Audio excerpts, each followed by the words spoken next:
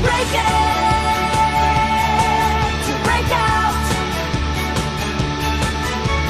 Breaking in so we can break out. Breaking in so we can break out. Breaking in so we can break out. Breaking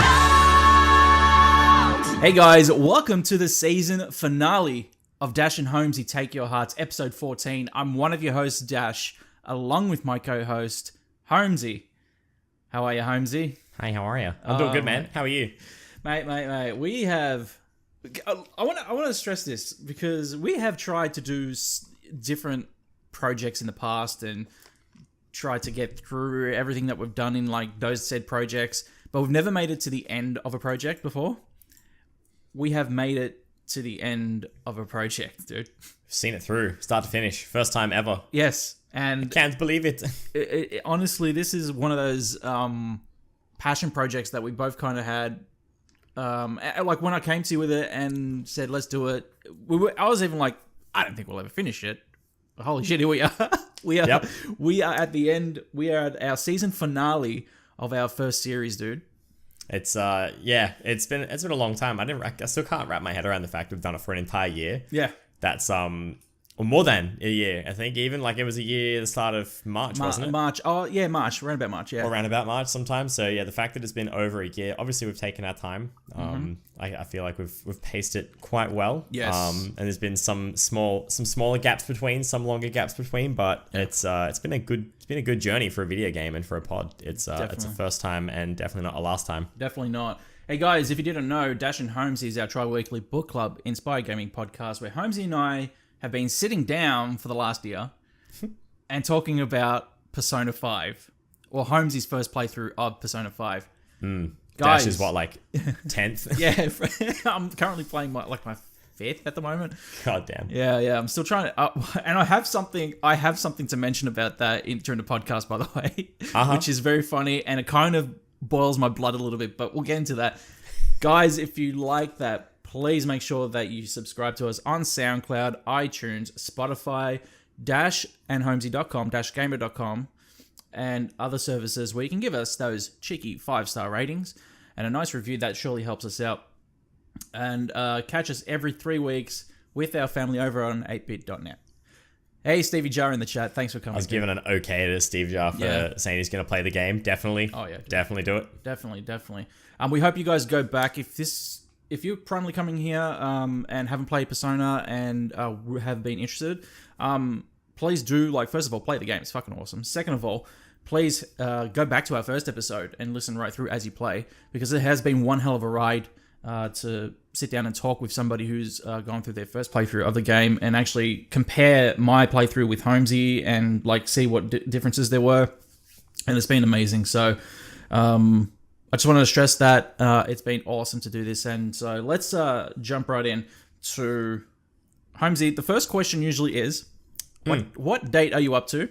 So you know what? Now that I'm thinking about it, I think it's sometime mid-February, because everything skips ahead quite a lot. There's a large gap in time.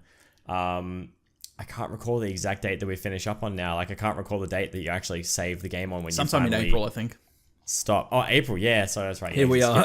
Quite a while. Yeah. Sorry, that's right. It jumps ahead to February, then it goes to Yeah. So sometime in April is when you save the game entirely. Yeah. Because it is technically, I didn't think of this. It is technically, the game technically is a year. It's a year span. Oh, it's skipped. It's been a full year in game and for us too. Yeah, I didn't even, that just dawned on me now. Wow. Okay. Yeah. That says a lot, doesn't it? We're around sometime in April. At the end of the game, obviously. There's been a lot of the game changes quite a lot after everything kind of catches up with your recount. Speaking with Sai, but things really, really take off after that point, and we're through everything now. There is more in the end game than I expected, and it took much longer than I expected. I remember saying to Dash, I was saying to you, obviously last time we were here, I reckon we'll do it by the end of I reckon next pod will be the last one, next episode. Yeah. And you weren't so sure about it, and then I started playing, I'm just like, I see why Dash thinks that this isn't going to be the last one, but I'm going to do it. I will push. I will finish this, and we did. I gave you an extra week. I sat down for a long time. I really, really pushed this, and I just wanted once the ball was rolling, I didn't really want to stop anyway, so it wasn't a hard playthrough. No. It was just really long and enjoyable. It was funny because when you did mention it, because I just listened to the ending of our last episode before I jumped on here, just to give me a little bit of a refresher of where we left off, and you were saying, I think the next one will be it, and I'm like, I'm not too sure about that, man. And then like for the last few weeks, I even gave you that extra week to play through it, and you were like, you were grinding the shit out of this game. And I was watching you. I was following your trophies as well as you were going, because I knew that the trophy list was going to tell me when you had when you had reached certain bosses and also finished the game. Yeah, you were watching. You like pointed out one of my trophies as I got the trophy. I was just like, I just got that like a minute ago. And he's like, you did it. And I'm like, oh, what the fuck? Yeah. That was crazy. It was great. But it was I have some information for you that you may or may not be disappointed about, but I'll find out when we get to that. I am I am definitely intrigued, sir.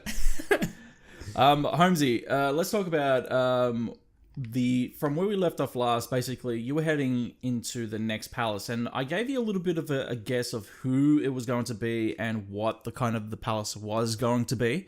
Were you picking up on those tropes, those traits, basically, of what it was going to be as you were heading into the palace, or even like they were cluing you in, basically, of what the palace was going to be? And when you had the choices of what it was going to be, was it obvious?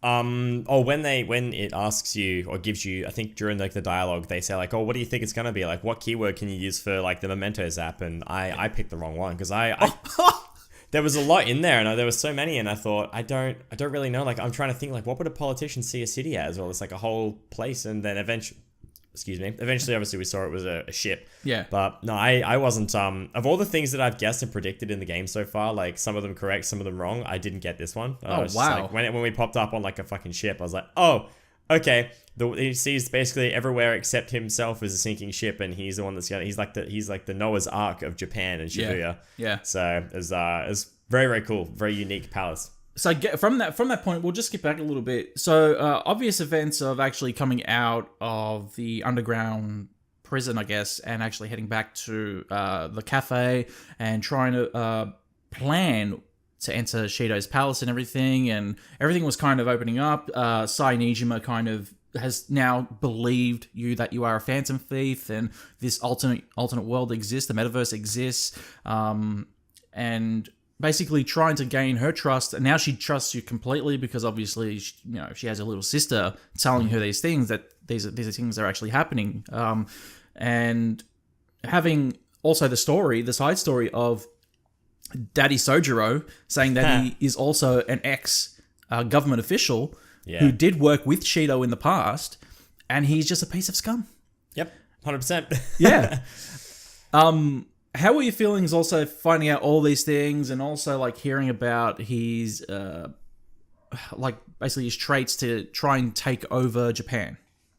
There's a lot that I didn't know about the character. Obviously, we've seen him a couple of times. Yeah. I've seen him a few times over the game's story and like the course of events, but we bumped into him at a restaurant, I think during our first or second palace that we completed, and I remember seeing that.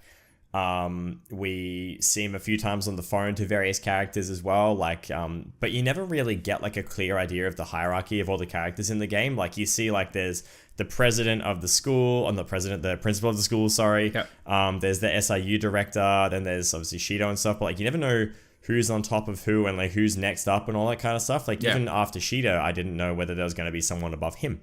Yes. And it just kind of keeps going, but I didn't really know what to expect from him. I was also surprised to learn about his connection to our own personal character at the start of the game, and finding out he was the one that, well, I guess he's the one that got us sent to where we are currently on false charges of assault on him with that while he was drunk out in the street with some woman, and like seeing that personal connection from so long ago come like full circle. I loved the whole like, karma, what goes around comes around kind of thing. It's just like this guy has had it coming for an entire year, and here we are to deliver. Yeah, I love it because, like you said, it comes full circle.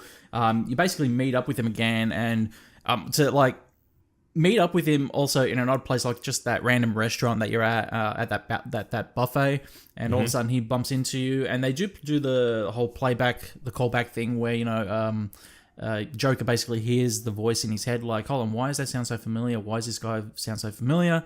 And they do it a couple times during the game, and it kind of clues you in a little bit. To particularly more at the end too, like more of it starts. He's just like, I know this voice, I know this person. Who are you? And then eventually it's just like, oh my god, yeah, exactly, it's the guy. Yeah, it is. I love it because it's not in your face. It's very subtle. And then when it hits you hard. And it's so great. Especially when your reaction last episode was like, it's fucking Shido. I couldn't believe it. It's fucking Shido. Yeah. It was great. Now, his palace obviously being a ship. He says things like he wants to steer the country in the right direction. This country is a sinking ship and all this other, we can't let everybody flounder and drown and all this kind of stuff. But it was quite obvious that when you get into his cognition of Shibuya and Japan, basically, that he couldn't give a shit about anybody else. He just wants to be associated with the important people. And the important people are going to prevail with him. Yeah. It's very obvious. Yeah.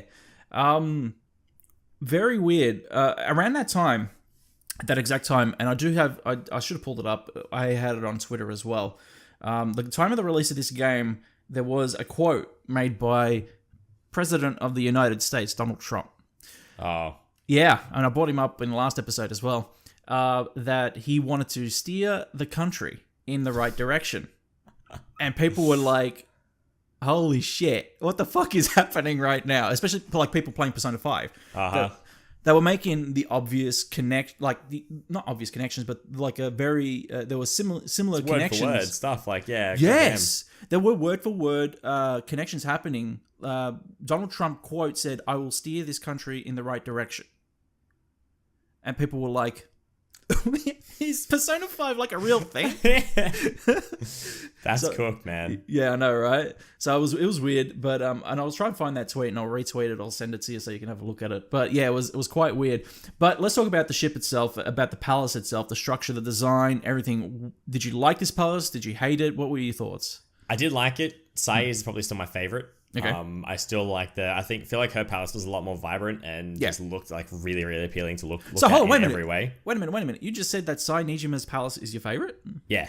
Okay, this is news because last time you said that Futaba's was. Futaba's was. I think Sai's is probably... maybe Sai's is my favorite because of the fact that we see it at the start of the game too, and there's just like that connection to like, you know, your round trip and like it's the recall. It's a cool throwback palace, but it also does look really, really pretty. Yeah. It is. But Futaba's is still my favorite, probably for like the Egyptian kind of pyramid kind of scheme stuff. It looked really, really cool. I liked Shido's palace, but it wasn't as good as I was anticipating. I think it could. I might also just not like it because I'd say I don't like it. I liked it. I don't like it as much, probably because in my head I was thinking it's going to look way better. It's going to look amazing. It's going to look stunning, phenomenal, like best palace ever. And then it was kind of like, oh, it's kind of like it's a ship. It's like the Titanic, and all the colors were sort of the same. And it was very much like, I don't know, it all looked kind of monotone in a way. Yes. Yeah, I understand what you're saying. I like the depth of the palace, like how many places you could go. Yes. But still, I think Sai's is like visually the best one that I've seen so far. Yeah. Oh yeah, design-wise, visually stunning. Very vibrant. Sai's was. So I agree with you. The structure of this palace was amazing. Like the way they did it, you can go into different places, and also like I like the parts where you go into the ductwork, come out, and you're a rat basically, because his cognition is everybody's like these children are rats. I didn't understand, man. I was like, who turned into one? I'm like, why? What? Yeah. What? Yeah, it was great.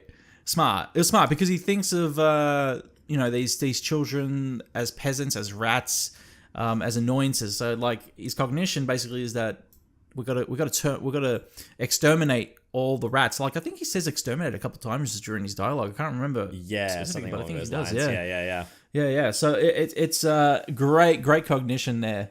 Great cognition play there by the writers and the creators of this game. They definitely.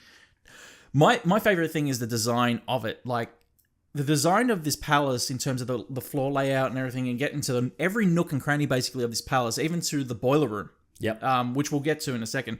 But also having to basically run around the whole palace to find all these important people to get letters of recommendations from these people to get a letter, like a form of introduction to Shido. Yeah.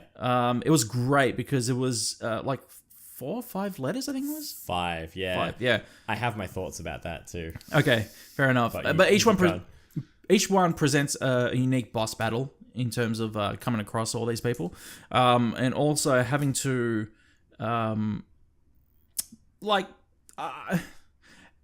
think that it could have been done better though, in terms of having each boss battle not a persona that we have come across in the past. I would have liked a different shadow or persona basically to battle, if these are supposed to be some of the higher ups in the world, basically. Yeah. What are your thoughts anyway? Because you were going to say something. Yeah, sorry, that whole interaction, like that whole journey through the palace trying to find those letters of recommendation, it bothered me so many times that we were getting these letters of recommendation and we sweet talk these people into giving us these letters, and then they give them to us. Yeah. And then they say something offensive and we start to walk away. And then we stop and decide to start fighting them for a few of them. Or we like antagonize them. Like Ryuji does something dumb and like pisses them off. And then Arn steps in and then he's like, oh, why don't you come and hang out with me? And it's like, nah, that don't fly. We're going to beat you up now. Or like, what is it? Haru, yeah. Haru as well. Like the guy says something mean about her dad. And then it's just like, I won't stand for that. And turns around and beats him up. It's just like, it's a shadow. No matter what you do, you defeating this shadow or like knocking the senses out of it doesn't change the real person. This isn't their cognition. This is Shido's cognition of that person. Yeah. And what they think. Yeah. And so many times we get this letter and it's like, we could, minimal effort, we could be done. We have the letter. That's really rude. Shouldn't say stuff like that. We're going to leave now. But we have to pick a fight every time. Why? Yeah. Why are we wasting our energy fighting? You've got shits, man. I thought the exact same thing, and you do have a great point in that, right? But it also tells you that because Shido is actually in contact with each and every person, basically in this arc, he thinks of these people as important for him to step on to get to his prime ministership. Mm-hmm. But he knows everything about these people to the point where his knowledge in his head tells the Phantom Thieves, hey, all these people thought, like, for example, Haru. Yeah. This TV president, the television president here, president of the television station, thought that your father was scum and he's glad that he's gone. And how does he know that? Because Shido knows that. Like, Shido has obviously had conversations with this guy about it. So to know that and, like, to try and like to have to battle, yes, obviously Shido's cognition of the shadow is kind of useless. I get what you're saying. Yeah. But it's also, just a way to kind of make the game longer. Yeah, it seemed like there was sort of like there were bottlenecking parts of the game there. It's just like, you're just trying to make me fight a guy because I have to fight a guy. Like, I don't... There's 5 boss fights in here. Considering like what else comes up later in the game, like we have to fight 5 people on the ship, and then what follows, like fucking hell, man. Why are you gonna drag this shit out? This is why I said to you, this might not have been the finale, but you fucking went forward with it, and I was like, he's gonna clock this game, and we're gonna have to get So saying that, you got through all those bosses basically. My favorite, honestly, out of all the dialogues and everything, was Futaba's with the IT president. That was that made me laugh a lot. I did like that one. Yeah, that was cool. And I get that confrontation because we broke into a guy's office. Like, fine. But some of the other ones were stupid. But I like that. She just like jumps in and she's like, hey, look at my cool computer. Mine's really cool. You guys got cool stuff? Look at what I can do. And this guy's like, damn, you're good. Have a letter of recommendation. And then talks about doing bad shit, and then we fight him. So, it's like, I got the letter, and it's like, oh shit, I just screwed up. Yeah. And then they had to fight. I like that interaction. Futaba's just a good character though. What I found funny as well was during your time of having to find all these people to get these letters, was you kept running into the mafia boss. Constantly putting roadblocks in front of you, right? Yeah, that's right. Cool. So more roadblocks in front of roadblocks. I liked defeating him at the end though, when he was just kind of like he basically realizes that he shouldn't be like affiliated with Shido, and he's just like, yeah, it's time for me to maybe get out of here. Hey, Yeah, he's like, this is a sinking ship. Come on, boys. And then we draw like a tattoo for the guy, and he's like, this is sick. Yeah, like, I love we that made friends with the guy, and then that whole dialogue there with Yusuke as well. He's like, I'm not a tattoo artist. Yeah, I'm not making tattoos painter. for the mafia. What the hell? Like, Yeah. what is it? The Yakuza? Yeah, the Yakuza. And he's like, I'm not a tattoo artist. I'm an artist. Yeah. And he's like, oh, fine. Just somebody give me some paint and a canvas and I'll do one up. And he's like, hey, this is pretty good. Yeah. Yusuke's like, yep, just give me the letter now. I don't know, like, would have been like a really cool take for them to be like, hey, you don't have to fight this guy. You befriended a shadow. But like, Yeah. what the fuck? Like, the first time ever we've befriended a shadow and not like just gone straight into a fight. That would have been weird. Not only weird, but it would have been cool because it would have been someone from Yakuza. Who obviously, Yeah. This is not the kind of person you just approach in the streets and be like, I'm gonna draw you a tattoo. Here you go. See, mate. Still, technically, Shido's cognition of the mafia, not the actual shadow, which kind of sucks as well. Yeah. But at the same time, that I thought that scenario was going to play out where you just said where we didn't have to battle this guy. We thought that we could, hey, what's up? I just Coax him into drew giving the, us I just drew your tattoo because it would have been the expected thing to actually have to battle him. Yeah. Right. But if you didn't have to battle the Yakuza and just drew him a tattoo and he'd been like, I like this kid. Give me the tattoo. Give me the art piece of the tattoo and here's your letter of recommendation. It would have been like, Done. oh, it just happened. Wow. Yeah, exactly. But either way, that's okay. I didn't mind it, and like you said, the dialogue at the end was quite funny as well, where he's like, "Yeah, it's sinking ship. We're out of here, boys. Come on, let's go. You guys are cool. We're out." I did like that. Then what followed from that was one of the climaxes of this game. Actually, before I want to roll back a little bit as well. Did you find anything convoluted about the palace as well, the structure of this palace? Because there were certain points where you had to, like, the casino room, namely, when I got in there to go down to fight the TV president, I had a bit of a hard time trying to find my way out of there. Really? I did, yeah. You're talking about like the bottom level, right? There's like that big like sort of like there's the different levels and you go down, there's like these like open space with a few doors and you go into that one and down another level and then the TV guy's there, yeah? Yes, yeah. He's on one of the I know what you're talking machines. about now because you defeat him, then you go upstairs and you go back out and then you're on like the deck of the ship on the back Yes. or whatever and you're like, where's the next door? Yeah. Do you know why? Because there's no icon on that. There's on the map. Yes. There's a little indent where the door is, but it doesn't have an arrow saying you can leave here. Yes. And I walked past it like 2 or 3 times and I was just like, there's a fucking door there. But the next door up there has an arrow and this one doesn't. And like, it's the only one in the game, I swear to God, that doesn't have an arrow on the map saying exit here. I kept walking past it because I was like, that's the safe room. And I'm like, looked that wait a bit minute. up because I walked past it and I was just like, Yeah. fuck this. Where do I go? And then it's just like, when you defeat the guy, go upstairs and turn to the side to a door. And it's like, where's the, Yeah, there it is. Stupid. Because I kept walking past it. I'm like, that's the safe room. That's the safe room. I'm like, hold on a second. That's the safe room. What the fuck? And I had to run back. I'm like, that's the door. And then you end up out on the decking. I'm like, where the fuck am I now? It was because I went onto the deck, then I went upstairs to like where the area where you first come out above the deck or whatever. Yeah. It was I think it's just I don't know. There's something about that door just made it just tucked away. Every other door usually has an icon on it saying like you can go through here, but that one didn't.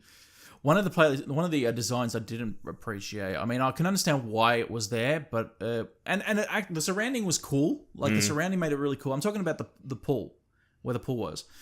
Wait, you fight the snake boss guy? Yeah. The one that tries to stingray. take on with the stingrays. Yeah.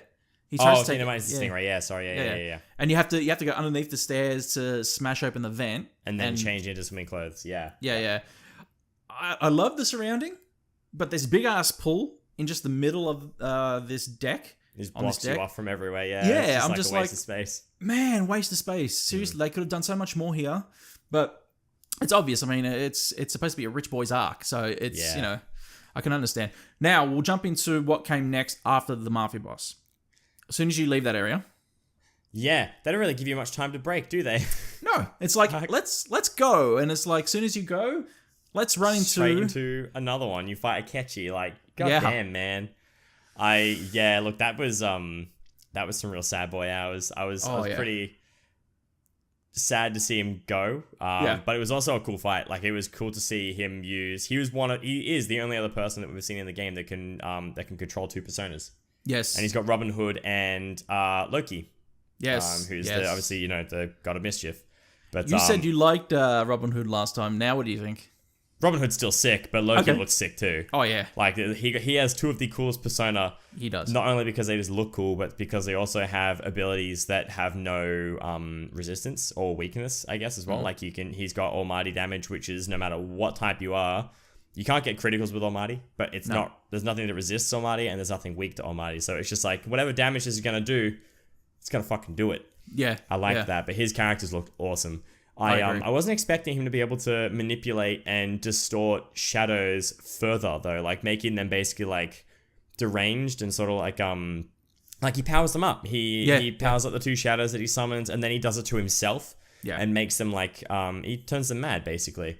Yeah. I wasn't expecting that kind of power.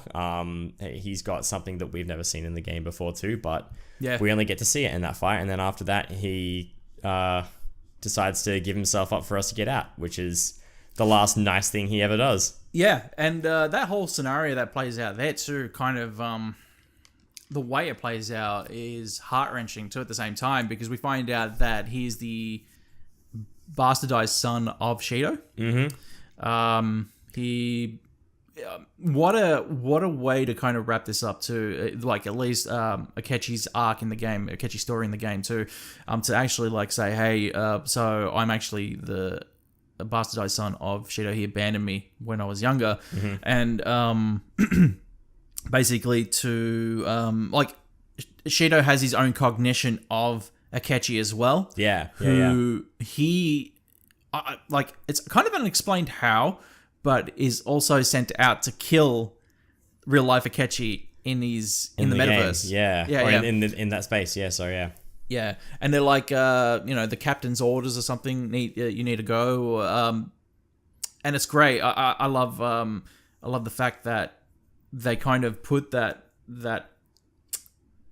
he's not a shadow, because he can't be a shadow. You can't have a persona and have a shadow. So, I guess a cognition of what you're working with actually kind of tries to attack you. So even if you did try to kill it, you don't die, which is good. But unfortunately, the fact that like his end is because of his dad's cognition of him and just like a disposable tool to, carry out his orders. Like the reason he's fighting the Phantom Thieves is to appease his dad. Yeah. And then as he's fighting the Phantom Thieves, the person who he's trying to appease has sent someone to come and kill him, because he's played his part, he's done his role, and it's just like, you've just fought, you fought people you befriended, and now as you're losing against them, you're now also being killed, like by yourself. By yourself. Who's I don't know. It's that whole bit was so. But it also says something about Shido. Oh yeah, yeah. It says that he could give a rat's ass about who you are and what you are. Literally I just anyone. want to be the prime minister. Yeah. It was real sad to see after that happened too, that everyone's like asking after him too. Like people online are just like, the comments in your rating down the bottom right corner, like people are like, where's Akechi? Like, what's he done? Like, he's just disappeared. Like, he's gone off the face of the earth, kind of thing. It's I saw that. Oh. That's fucking grim, man. People don't know that this guy has literally died in a metaverse, a cognition, like a space where you obviously if you die in there, like you're gone, like that. You're gone forever. Nobody gone, knows. so he's gone forever. His body is gone forever. Like it's fucked. Yeah. That's so crazy. That's kind of happened too. So. Ace, like when I think of that, and like even just talking about it, and then you just think about it, you go like, fuck, that's Ace writing. Like that is top notch shit. That's clever. Yeah. You read that, or you see that shit in movies, and they did that. They pulled it off so well. And the battle was a lot of fun. Especially having to go through it twice, playing the Robin Hood character and then the low-key character. It was great. Fighting two different personas is very, very cool. I wish we could get his personas too, but obviously you can't take the personas of the people you're playing with as well, but it's still really cool. So did you question when you had Akechi in your party as a Phantom Thief, did you upgrade him at all? I don't think I did. I gave him I bought gear for him, yeah. I was confused because then when I went back and played it the second time, I'm like, why am I upgrading him? Why do I keep upgrading him? He's just going to use it against me after. Yeah. that doesn't actually come into effect when you fight him though, does it? Because he doesn't actually have that upgraded gear, right? He's just when he uses Robin Hood, yes. When he fights you, does he? Yeah. Or is it not just a predetermined level? Like, or is it the less you invest in him as a character, the weaker he is when you fight him later? No, when you upgrade him as Robin Hood while he's in your party, he uses that against you during your fight. Oh, geez. Okay, I didn't know that. Yeah. Okay. Well, I mean, I spent a bit on him. I didn't. Yeah. I mean, I kicked his ass anyway. Somehow, after the whole thing, I think I might have used like a Soma at the time, so I ended up having full SP and HP at the start of the fight. But Yeah. I was saving those, and I'm really glad I did. His Dr. Jekyll, Mr. Hyde character really shone through right there in that moment. I mean, it shone through when he was when he basically tried to attempt to kill Joker in the in the interrogation room. In the interrogation room, but then Yeah. was on the phone with Shido, and it basically shone through his real American Psycho, I should call it, kind of Yeah. look, basically like, hey, Shido, it's done. And you just see, like, you can hear in his voice and see it in the character's face on the animation on screen that it was real drawn out.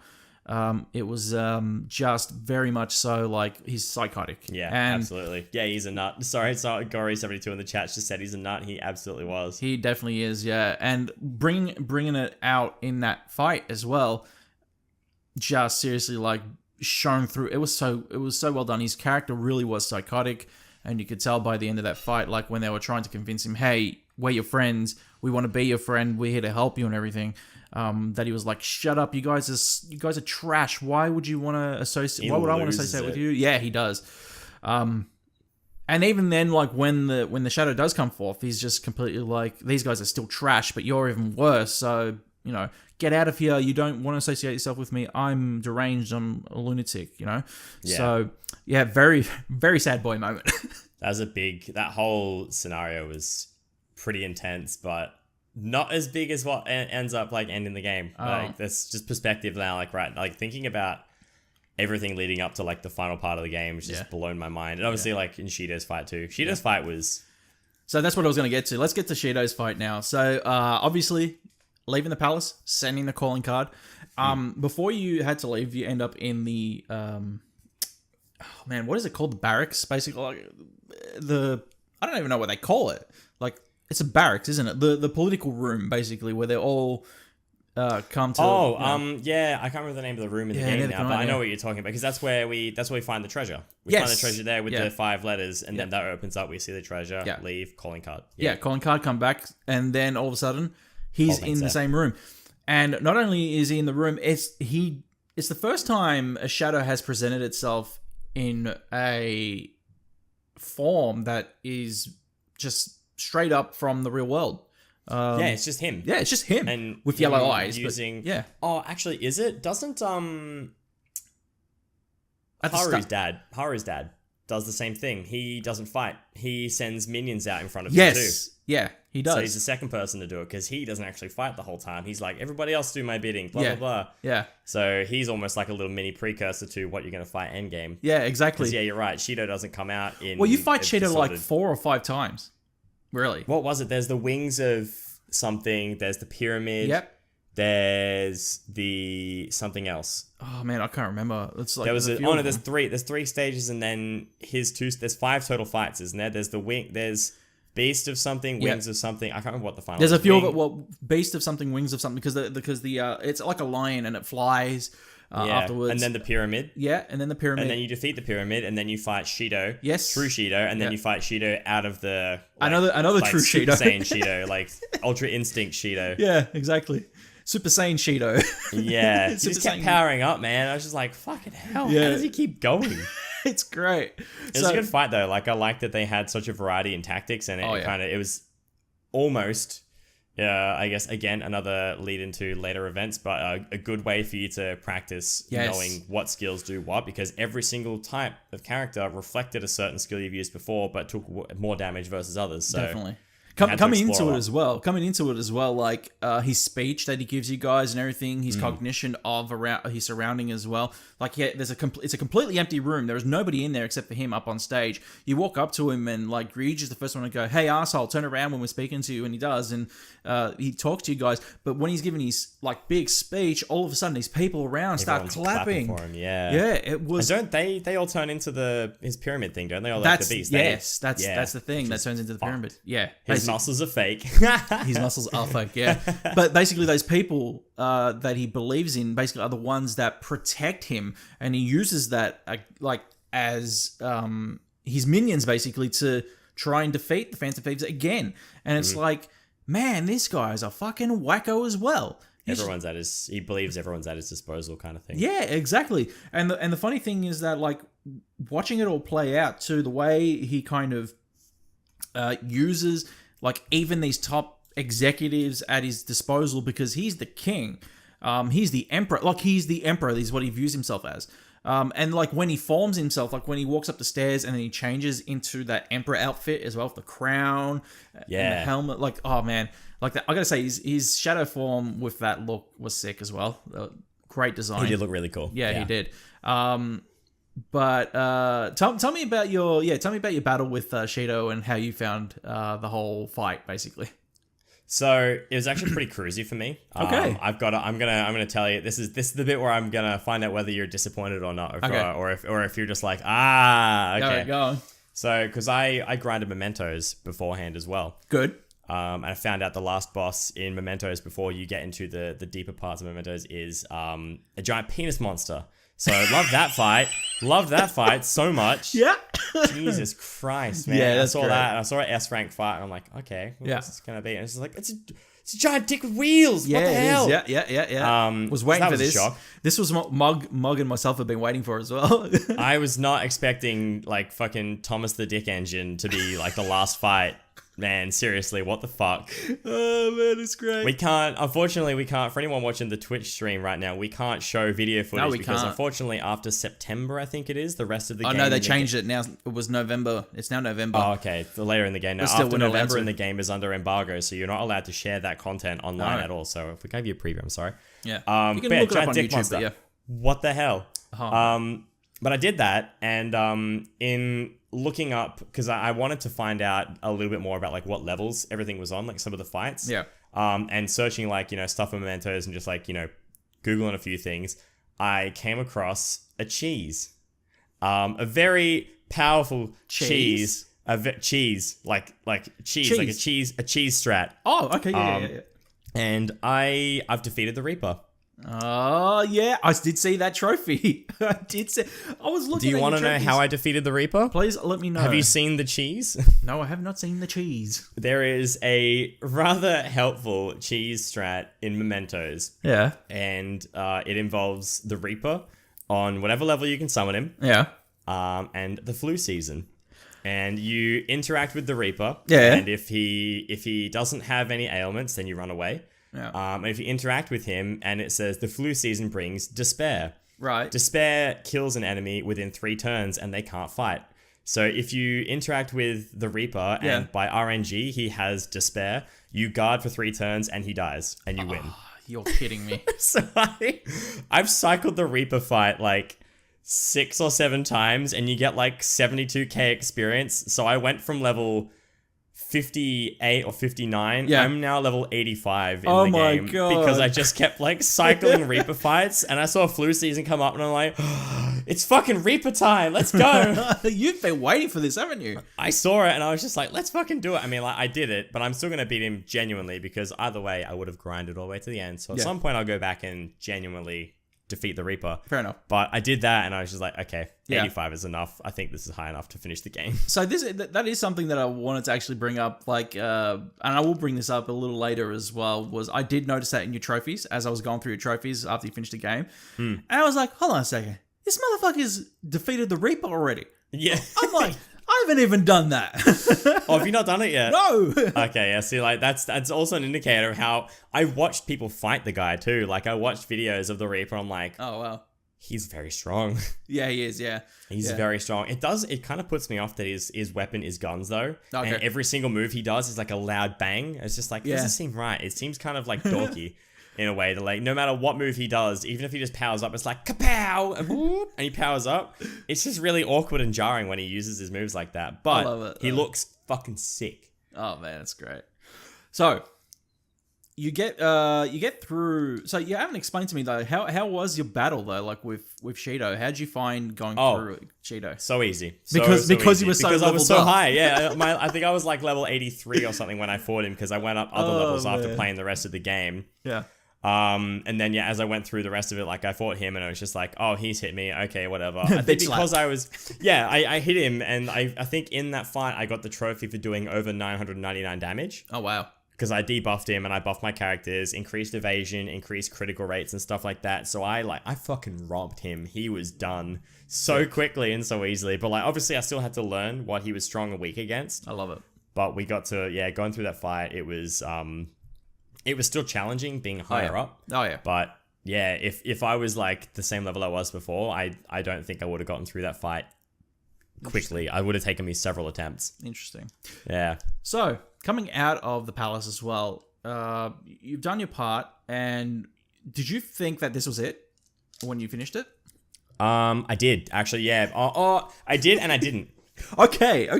Because I honestly thought that you were gonna you were thinking this is it. This is it. I was wondering. I see the reason I thought it was for a moment and thought it might not be. I wasn't entirely sure. Yeah. Because I knew two things. Yep. I'd gotten to the end of Mementos. Yep. And there was a door that wouldn't open. Yep. And I had finished the highest level Mementos fight you could do, which is an S-ranked fight against Thomas the Penis Engine. So beat him, but there was a door at the end of it, and it says like, this door won't open. I'm like, okay, well, what could possibly be beyond this door when I've done the hardest fight in Mementos? Yeah. And then two things crossed my mind. There's more Mementos than I realized, and it's going to continue on. Yep. Or the other thing, which I think I ended up leaning more towards in the end, was because I was like, SHIDO'S fight was so hard, surely there isn't more. Yeah. Was maybe this is where that hidden boss is when you play through the game a second time through. Like someone was saying there's like a hard boss to defeat. So There is. Okay, There is. I know there is, but it's not Mementos, obviously. Or maybe if it is, it's not that door, because that door leads to on and beyond. My God. Yeah. Yeah. So, you have now, like, you've passed that, and everybody's around, like, in Shibuya, like, oh, you know, what's the matter with Shido? You know, Shido's cognition has changed. He's now admitting that he's a piece of shit and needs to be locked away or whatever. And people are like, oh, but Shido's still the best, and Shido's still the greatest, and we still want Shido to lead our country and all this other stuff. He tries to, like, kill himself. He kills himself so the palace collapses for a moment, too. Like, what we have to escape. Like, what the fuck? Yeah. But yes, you're right. The public still wants him to be president, even. Yeah. Or president? Prime Minister. Prime Minister, that one. Sorry. Yeah. But he's still, like, the public's cognition of it is all, like, still out of whack, and people are like, what the fuck is going on? Why do people still have are still hung up on this? Yeah. So, and then it comes to fruition that you have to, because the people's palace is Mementos, and you have to change everybody else's cognition of what's going on around them too. So, having to head back down to Mementos and actually heading through that big-ass door. What were your thoughts getting to that fucking huge door, basically? I had no idea what was coming. No idea. Although, it did give me a little bit more, because the thing that's been in the back of my head this whole time, and even after doing everything, this is the other thing that made me think there was still more. Where the fuck did Morgana come from? We still didn't know. Nothing had answered that question yet. Yep. Then we start like saying more about Mementos. I'm like, okay. And then Morgana starts also saying like he's talking about like, oh, you know, I'm starting to recall some shit. Yeah. What's going on, guys? Yeah. So obviously there was more coming clear from that, but we still didn't know. Obviously, it was quite obvious. The full details. Yeah. So now, like you have now reached the Mementos Depths. Actually, before we do that, I want to roll back a little bit as well. Once again to the Shido fight. Yeah. When actually stepping into the Shido fight and that music kicks in, did you appreciate that music? A little bit. Because it was a change. I was expecting something more epic. Okay. I liked it, but I was kind of like, oh. You didn't like Rivers in the Desert? It was okay. It didn't, for what the fight was, like visually, the music didn't really do it for me. Okay. It sounded okay, but later music that comes up, I was like, yeah. But that definitely does kind of like something to that scale. That's what I was expecting for maybe that fight, but not the same music. But yeah, like goddamn. Speaking of music, and that's why I kind of rolled back. I want to say that I appreciate the music in the Mementos Depths as well. Like it just presented such a chill vibe for such a fucking scummy area as well. Yeah. give me your first impressions, like your first thoughts of actually rolling into the Mementos Depths. It blew my mind how much was underground. I did not expect, like, after such a, you get a pretty big spectacle of what Mementos is, but you get like little controlled pockets of cognitions inside of people's minds of, just people's minds. You're inside the mind of one person, and that's it. To then take all of that and then dive into the mind of an entire city and just see how big that not pyramid. Sorry, I'm thinking of Futala's Palace now. How big that palace is overall for an entire city is nuts. It also looked really. It actually gave me like my brain sort of did something for a little bit here, but because of the there's all the skeletons and like these spines with like the ribs coming off of them and stuff. Have you watched you've watched Sword Art Online, correct? Yeah, of course I have. Yeah, like the for anybody who's not watched Sword Art Online, you guys can kill the sound for a moment here, like 20-30 seconds. I'm going to spoil something later in the show.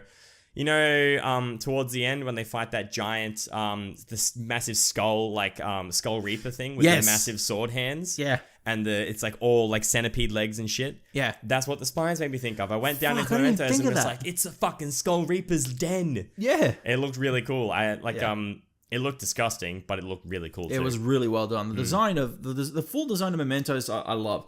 From the moment you step through, and the cognition of like Japan's palace is essentially the subways, but it was actually getting you to your destination, which is the true palace. Yeah. Which is where you are now.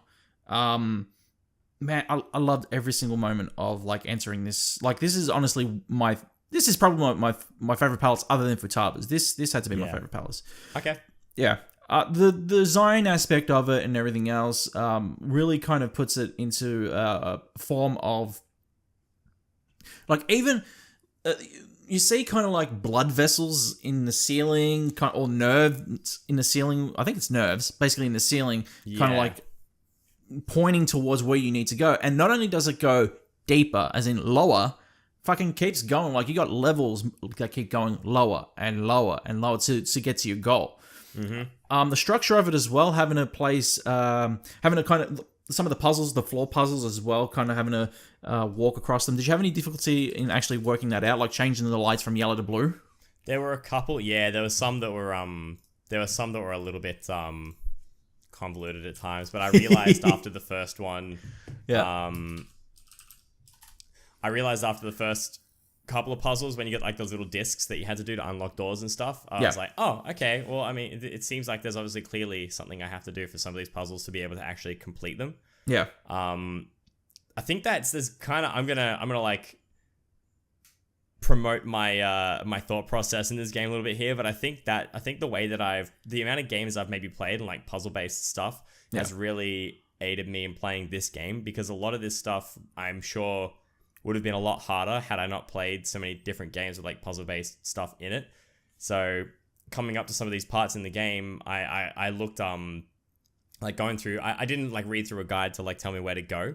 But looking at like different people trying to do certain parts in the game, other people complained about like, I'm stuck in this part of Mementos. I can't do this puzzle. This is stupid. It's so hard. And it's just like, there's a disc like right there. There's a disc. Comes out, like, go get the disc, then go put it in. Surely there's a spot where the disc has to go to do the. Yeah. What are you doing, man?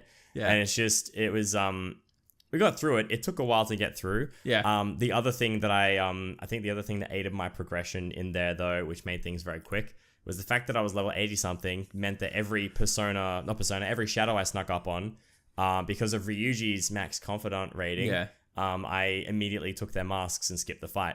So, so everyone that I ran up to, like, Mementos, if you run up behind with Morgana, kind of like you rip them off and it goes, you already hold so many masks. Yeah, so like the whole journey through Mementos, like I had to fight. It's because you were leveled up so high as well. That's it. That's what I mean. Like because of that, I was just so high up that I hardly had to fight anyone. Like I just.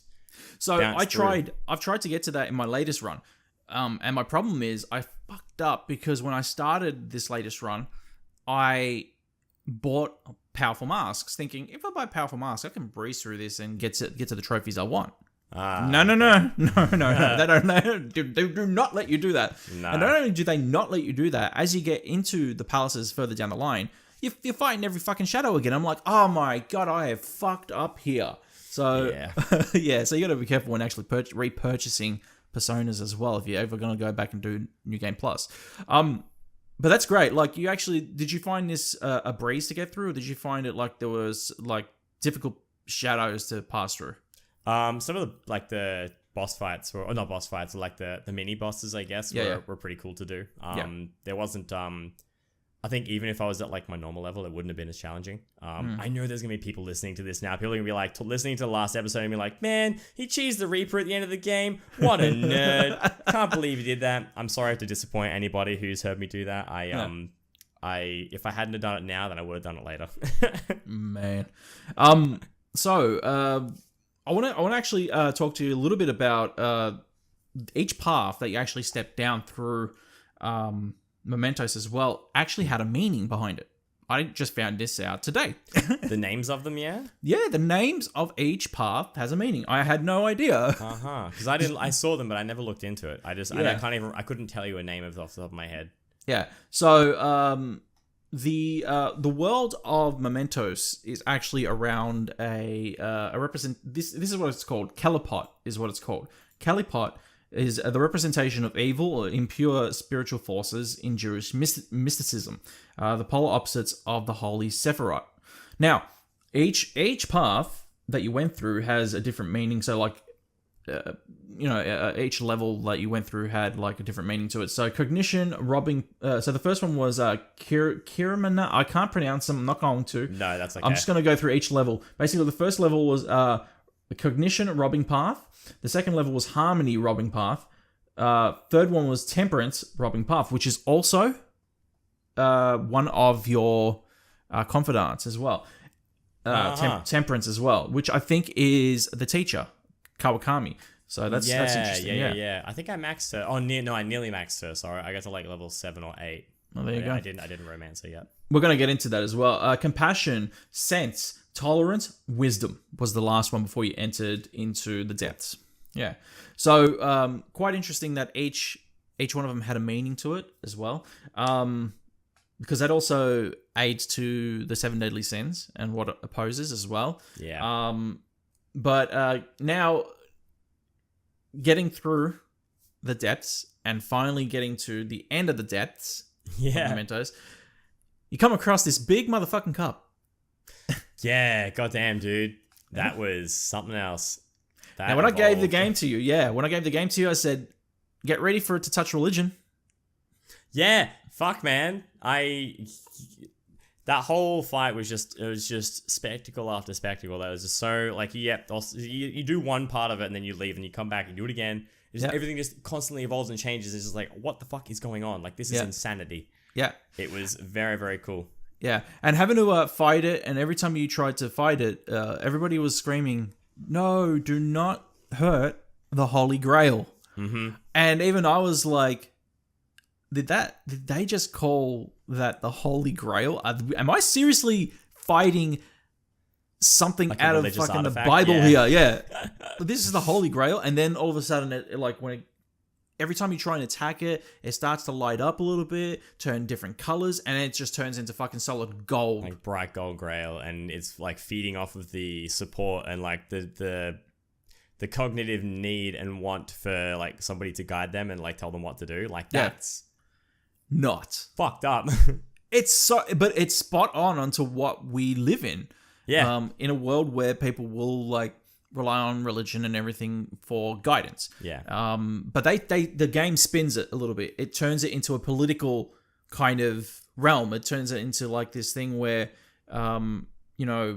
should we be following this kind of faith and all that kind of stuff? I don't want to talk a little bit too much into religion and everything, but it basically what this game does is show that, humans, what the game's trying to send is that, are we kind of blind to weakness? Are we kind of like?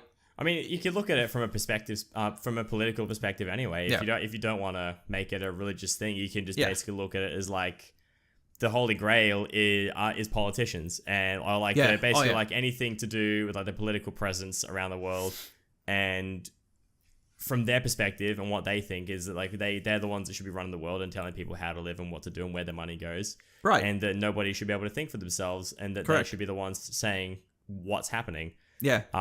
It's just I feel like obviously we don't want to say anything offensive about religion of anyway. course Not that we yeah. have anything offensive to But say. it's not us. It's the game. It's the game. Yeah, yeah. It's what we come across. Yeah. But it's that they've chosen a very cool analogy to use to portray that perspective of the political space. Yes. There's so much more scope in this game than I originally anticipated, and it was very cool the way that they wrote it all. Yeah, it was well done. And like as I said, when I gave it, I said, get ready for it to touch religion, get ready for it to touch politics. It's very touchy, but its delivery is fantastic. And the way they deliver everything here, it just like the dialogue of the Holy Grail, once it kind of livens up and everything actually starts talking to you, saying, I'm the Holy Grail, I'm the one that you should be, I'm the one true God, I'm the one that you guys should be bowing down to, feed off of, I feed off of you and you feed off of me. And this is the way that the world works. Yeah. And obviously being a Phantom Thief, you're just like, fuck you, Holy Grail. That's bullshit. Yeah. And, but this part of it, he throws you back into Shibuya. The real world. Yeah. Yeah. So from there, not only does he throw you back into Shibuya, you hear things like a blur, like Joker, this and that, blah, blah, blah, and you can't really make out what's happening. But you guys are thrown back into the middle of Shibuya. And this is where shit gets ultra fucked up. Yeah, we all start melting. Or just disappearing. I had no idea. Like when this not happened, only just that, the world of Mementos. The Mementos invades our real world. And that's the fact that like all the people that are the most affected by this blind following of other people. Yeah. They're the ones that take the longest to react to what's going on. But like the people that are kind of thinking for themselves are just like, what's happening to our world? What's going on? What is this evil that is infecting our world? And it's really, really cool perspective. Yeah, and it's the Phantom Thieves. It's Daddy Sojiro, of course. Sai. It's your confidants basically that you've ranked with. Yeah. And have maxed out, that are the ones that are looking at this and going, what the fuck is happening here? Why is all this happening? Even and of course, why not? Because you got to throw the nerd at the top there, freaking Mishima in the train. Like, the fuck is going on? It was real cool to see him. Like, well, we're going to jump ahead a little bit, but it was really, really cool to see him encouraging people to like support the Phantom Thieves, and like that's what kind of powered them up and brought them, to where they were. It was good. He is like while he didn't fight alongside the Phantom Thieves per se, he was a verbal hero in some aspect. It was nice to see him get his little bit. Yeah. Now, heading back into it, like obviously you said they melt. They disappear basically from existence because the cognition of the Phantom Thieves is fading and fading because people are still believing more and more. Yeah. Yeah, because as Mementos kind of merges with the real world, it's no longer a metaverse. It's the real world has become the metaverse, and people's cognition of Shido has overpowered the Phantom Thieves here, because less and less people believe in the Phantom Thieves. So the cognitive world, because it's become part of the real world, the Phantom Thieves don't exist here, and they get sent back to a part of the metaverse, which is basically just the Velvet Room. They get thrown back to the Velvet Room, and Igor's there like, you've lost the game, guys. And it's like, how the fuck did I just lose this game? We just got to the end. Like, even I was sitting there like, what do you mean? What do you mean, old man? I just almost won, and you guys kind of threw me back here. Yeah. How's that fair? And then it kind of gets revealed that this motherfucker's not. This guy's, he's been orchestrating this the entire time. Well, he is the fucking Holy Grail. He's the Holy Grail. He's the one that set this whole thing up from the start. And Were you shocked? I was, because I didn't expect, what was her name now? Was it Lavenza? Lavenza, yeah. As well. Like, I wasn't, the twins getting merged, him being like basically like an evil, pretty much like an evil god / demon Puppet that's Master, taken over, like the real Igor. Yeah. Whose actual real name is Igor. But, his real voice is real cool too. I like his character. I'm sad that his character had such short screen time. Like the real character. Igor? Yeah, I liked him too. You like do? his real character in like on screen. I was super sad to see him just be there for such a short time.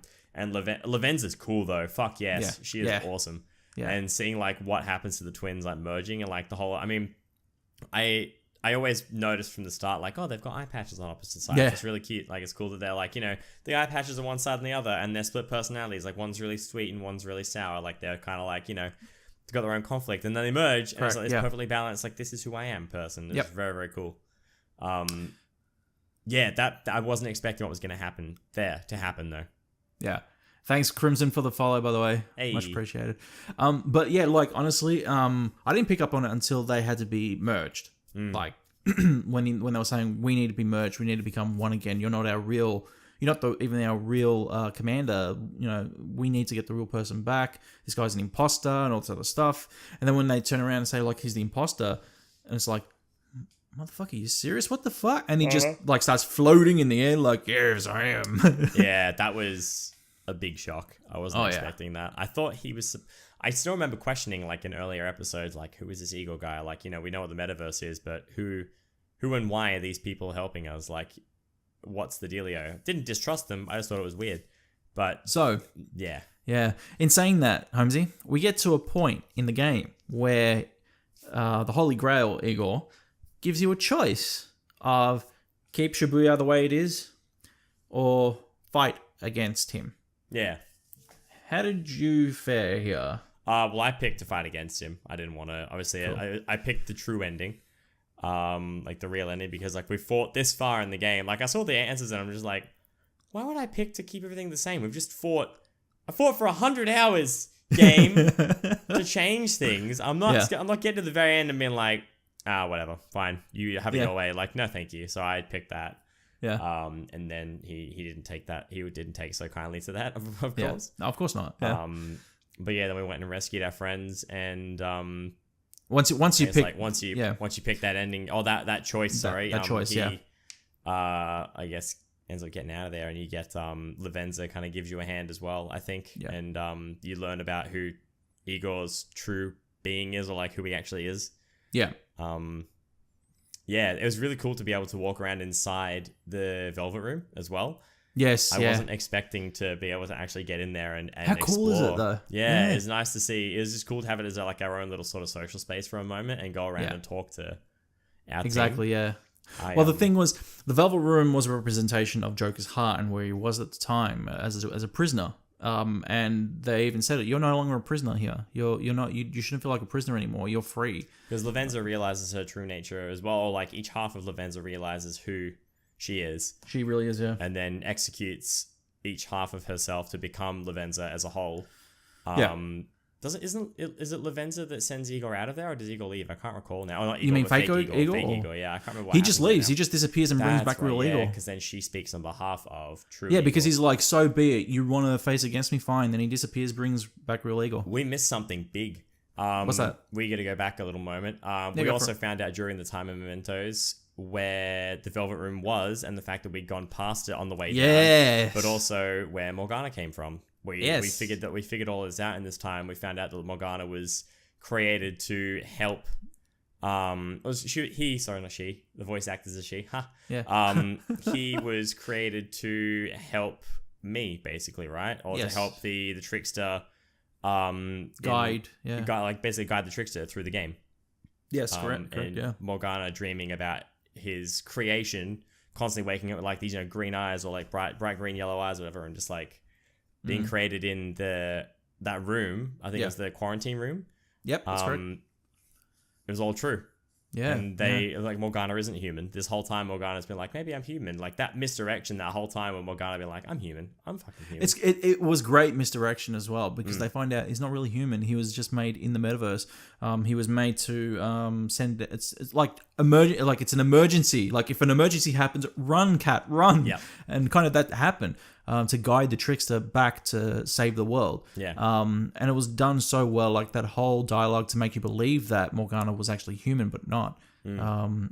Perfect way to kind of deliver that, as well as finding out at this point when Morgana was human. Like you said, rolling back to that room where you see like Kamoshida and everybody in the jail, and the door's right in front of them, and like, what the hell's this door? And then rolling back into the Velvet Room here, and then him explaining that I'm from the Velvet Room. I've been created by Igor. He's my master. He was my creator. And he created me for this purpose. Man, really kind of just, once again, full circle playing. Yeah. It just comes right back to you. Great moment in the game as well. And then when Igor guides you and says, it's time to go save the world, and you run up those stairs and you're heading back to Shibuya and you exit and the door's behind you again. Yeah. That was some cool shit. That's the door. We're back. Yeah. That's the Hell Room door. That's so cool. Yeah. Can I go back one real quick second as well? Go for it. Something that I remembered, and I've got my notes go for it too. I thought Ryuji died for a bit there too. Hey, did you? Did you? The ARK, yes, I did. Yeah, I saw that, and I'm just I thought they were going to follow through with that. That whole thing, I was like, are you fucking kidding me? Yeah. Right at the end of this game, and he's the one that goes, and that bit made me think the game was done for a bit too. Oh, well, yeah. When that happened, because I was like, okay, end of the game, we've succeeded, but we've lost someone really important. Yeah, to they're us. not going to fucking end the game with somebody dying like that, though. I was like, because I thought that was going to be it. It was like a bittersweet end. Like, we finally triumphed over, SHIDO'S done. We also lost Ryuji. And then, like, you get out, and then he turns up and like, hey, guys, what happened? Like, no, not even that. He's just like, oh. Yeah, I'm like, what the fuck? I was so frustrated. I'm happy he was still there, but God damn. My notes literally read, are you fucking kidding me if Ryuji dies? And then the next line in all caps is, oh, fuck you, game. That's my notes. I've just cleared for like talking about it now, but that was my exact notes. Great delivery, though. Great delivery. They did it so well as well. Because I believed it too. Mm-hmm. Did you? Yeah, I did. Yeah, I thought he was done. Like, you don't see him turn up, and it's like, you don't see him come out. Yeah. Explosion happens. You don't see him anywhere. It's like, he's just been incinerated. He's just dead. He's dead. Like, fuck. It's great. I love it. Sorry, we'll get back to... No. Let's skip back to where we were. So now you're standing in the middle of Shibuya. Once again, it's still the merged Mementos. So it's the metaverse Shibuya. But what has happened now is that Shibuya has now been renamed. It's actually it was funny because when I went to save at this point, because you can save at this point, it's a save point. And it emphasizes that too at some point. I think it says like, this is your... Oh no, that's later. This is the... After this bit, it gets to the the end, and it's just like, hey... This is your last... You can't save now after this bit, but what happens is Shibuya gets renamed here to Calipot. So this Shibuya now is a representation of Calipot. I didn't pick So when I went to go... Yeah, because when I went to go save it, it said Calipot. I'm like, what? No, this is Shibuya. And I'm like... Then when I found out all this today, I'm like, oh, this is why they called it that. I'm like, that's cool. So we get up to that point, and it's like, okay, so which way do we go now? And there's like this bone marrow bridge, that just leads you up to what they call what they do call Calipot, I believe. This is the path of mementos are named after Calipot, specifically versions given by William G. Gray in his book The Tree of Evil. This ties into the ultimate master of mementos being, we won't say yet, yada yada yada, but we'll get to that in a second. But what I wanted to show you guys, I can actually pull something up on stream which is not in the game. However, this is the representation of Calipot they give you on Wikipedia as well, so I'll pull it up right now on screen. But this is Calipot, like the real version of it, and what they see in in Jewish religion, and it looks so much like the map that you get. Oh, no way! Yeah. At the end of the game, so do you see it like from the bottom and up? I see you get what it is when you like. There's the map that you can carry through as you go up. Yeah. Yeah. And as you go through different paths, because once you go up to this bridge, it's not like one certain path straight forward up and then afterwards. No, it's one part here, one part there, one part in the middle, and then you can choose different paths and all this other stuff. But it leads all to that end, which is at the top, which kind of diverts into one specific point. Yeah. Right up the top there. Like, I don't see your mouse, but one point there, you can't see my mouse. But yeah, that is a great representation of something that just comes out of, once again, religion and politics and all that stuff. But man, it just all these thinking, like all these thoughts and thinking of everything, like these writers and creators that go back and have to look up all this stuff and go, that'd be a great thing to use. That'd be a great thing to use as well. Yeah. It's really well thought out. It just stuns me half the time, like how well thought out half the shit they have put into this game really is.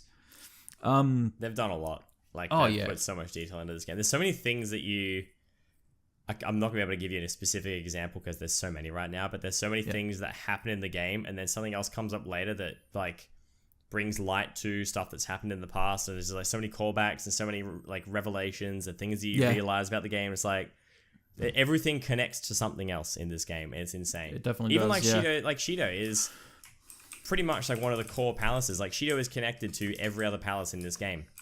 Yeah, in every way.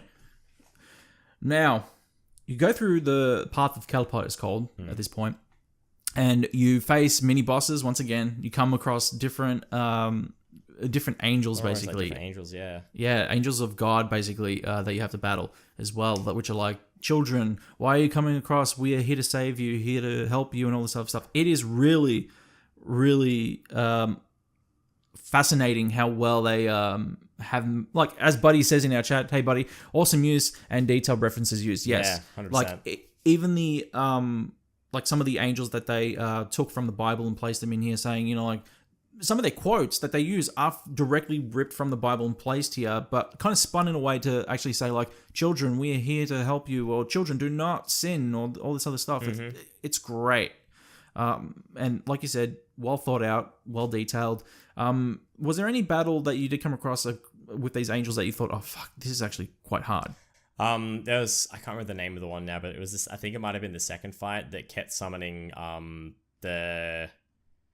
again, I can't remember the name of the shadow that you fight too, but there's like one of the angels in the middle that keeps summoning like minions on the sides, and they kept using I think it's one of the healing abilities where basically they cast the spell or cast the magic and then it fully heals everybody else, and they cut their own health to 1 HP. But then it's just constantly cycling between like different ones you have to fight. Yeah. It's just like, I just killed you, and then I killed the other end, and then I'm gonna go attack the guy in the middle. Oh wait, shit, he's just summoned 2 more, and now they've healed him again. It's like, fuck, man, shit. And it just kept going. Eventually I started using like blanket damage magic, like just to get him down, and then I think I started using Lucky Punch as well, because Morgana had it still at the time. And I had a persona that also had it for Senpai. Yeah. And so I just kept using the Lucky Punch, just like critical, all out. And eventually we got there, but like, my God. Yeah. Such a loop fight. You could get stuck in that for so long. Oh, man. Hi, NATO, by the way. Thanks for coming. It really kind of, for me, really kind of represented what was great about going through this path of Calipat, and also having to come across all these angels to actually get to what was coming at the end, a representation of a god, a being, an almighty being at the end of what we needed to defeat. And it was obvious that we were coming to the end to once again slap the shit out of this Holy Grail. And then we got to that point, and like you said, that final mini boss that we had kind of warns you, saying like, don't stray any further, for you're not going to be able to, you won't live after this if you try. And defeating that final boss, going, get out of the way, and then push on. And then it says, and it comes up with that screen, that like that warning, and it's really a warning in you saying, go, you sure you want to go further? Like, save here. They emphasize a lot, like, this is it. What you're gonna do is it. It's like, save here, guys, because it's gonna get hard, and it does get hard. But the thing is, like, that warning that comes up, and it's like quiet. There's no music. There's nothing playing, and you guys are just standing there in front of this entrance. And like, you know, you had that dialogue beforehand. Yeah. Oh, very ominous. You had that dialogue before it, and it's like that screen comes up, and it's just murky. And like every time I've done it, I've had I do a 360 just to have a look around. Yeah. And the view's like awesome and weird, and but that ominous warning of save here, guys, it's just so, it's bone chilling a little bit. Yeah. And then walking through that entrance again to get to the Holy Grail once again. I liked this fight too. So tell me your thoughts of the final Holy Grail part of this fight. Yeah, it was a cool, because you haven't done this. I don't think we've done this for a little while now, but it was cool to see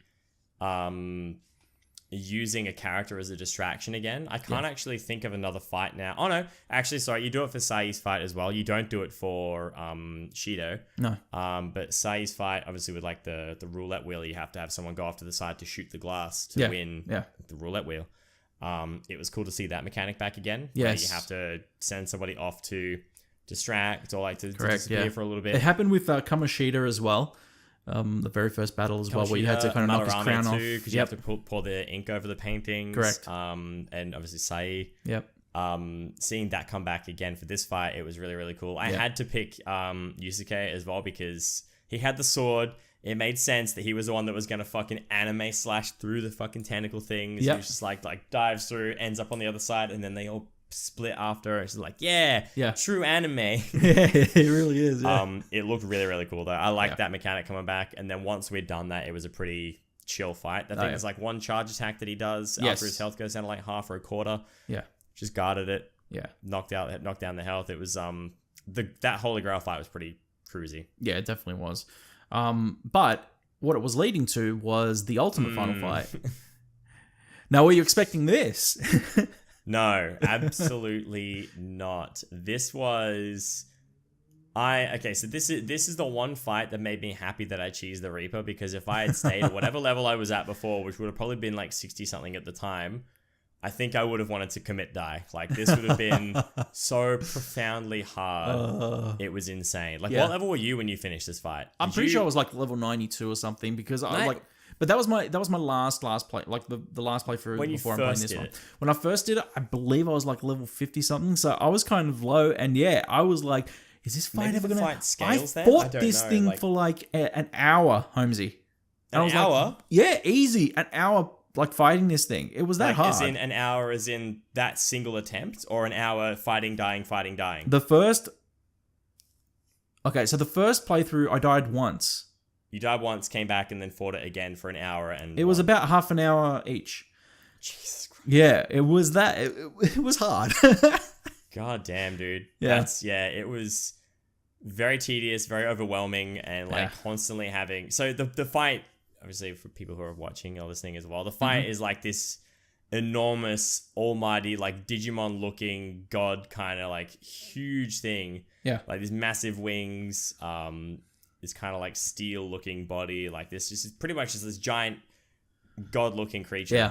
And like down next to it, like on each of its sides, it has like these. Well, they don't look like sheaths, but they are sheaths with different like items or weapons in it, and each different arm that it has that it generates pulls out like a different weapon that bestows a different sin upon like your on your characters and stuff. It's the 7 deadly sins coming back again.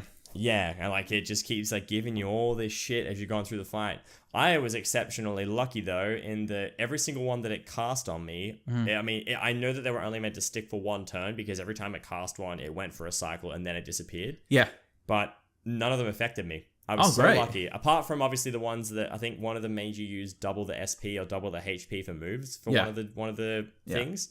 But all the other ones, very little of them actually caused like rage. I think was fine because it just did damage anyway. There was another one for fear, I think, where I wasn't able to, maybe not able to attack, but I still attacked. So all these different debuffs, I just kind of went through them anyway. I don't know. Some RNG's just was looking over me because I was fine. So the guy that you fight, his name is Yaldabaoth. Yaldabaoth, yeah, that's it. Yeah, Yaldabaoth was the god. I'm gonna look it up, but basically, this what it is. It's the demiurge. Hold on a second. There was a name for it as well. Demiurge as well is what the main name of Yaldabaoth is. But there's a meaning behind it. Basically, in the Platonic, in a Neoplatonic schools of philosophy, the demiurge is an artisan-like figure responsible for fashioning and maintaining the physical universe. The Gnostics adopted the term demiurge, although a fashioner, the demiurge, is not necessarily the same as the creator figure in the monothic sense. Because of the demiurge itself, the material from which the demiurge fashions the universe and are both considered to be consequences of something else. Basically what's happened around you. Yeah. Man, there is honestly, there is so much to it as well. That I'm scrolling down Wikipedia here, and it's like all these Bible references and holy shit. But basically that was what Yaldabaoth was. It was the name of the demiurge or false god created when Sophia tried to emanate with her counterpart Christ.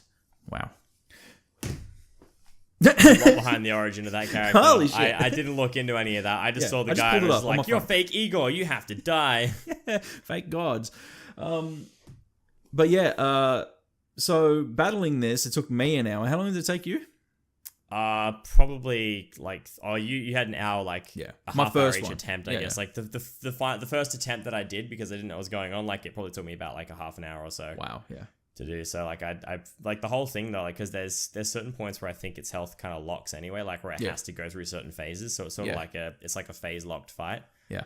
But yeah, after doing a certain amount of damage, like a new arm comes out. It's like, what's happening? It's pulling out a new thing. Be careful. And I was just like, what the fuck what's his hand doing? Yeah. And then the each bell, different arm takes like, some of them gun. don't take physical damage. Some of them don't take gun damage. Some of them don't take nuclear. It was like, great. It's like, fuck, man. Yeah. I ended up, because I was using, I think I had, obviously, myself, Yusuke, I think Morgana, and Makoto.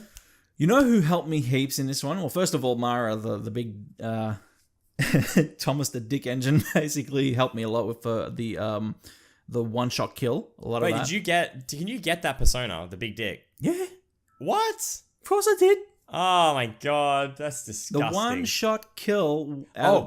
I had Yeah. one shot kill, but I've got it on Seth, the big black dragon. Okay, there you go. I fused, I got all the right personas and got Seth, and he looks so sick. So 2 of my characters actually got one-shot kill after. I had it on, I think it was Yusuke and myself.